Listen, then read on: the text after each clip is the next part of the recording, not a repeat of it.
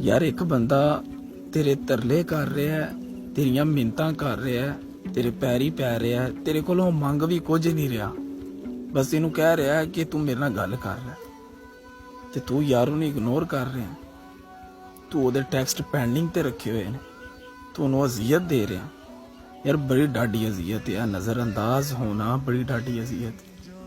तू नहीं जानता उस अजियत नू, जिहड़ी अजियत तो तेरे कोलों इग्नोर हो के फील कर रहा हुंदा ना, तू नहीं जानता इस अजियत। गल है नहीं कि उन्होंने मयसर नहीं है, उन्होंने मयसर होंदे ने इर्द गिर्द लोग, लेकिन वो सिर्फ तेरे कोलों जलील इस करके हो रहा हुंदा कि वो तेरे नाल मोहब्बत करता है। खुदा का नाम है यार, चाहने वालों की कदर कर दे। ये लोग बड़ी मुश्किल से मिलते हैं, अगर ये खो गए तो आप बहुत पछताएंगे। ये बात मेरी लिख के पास रख लें, अगर चाहने वाले खो गए तो कल को आप बहुत पछताएंगे।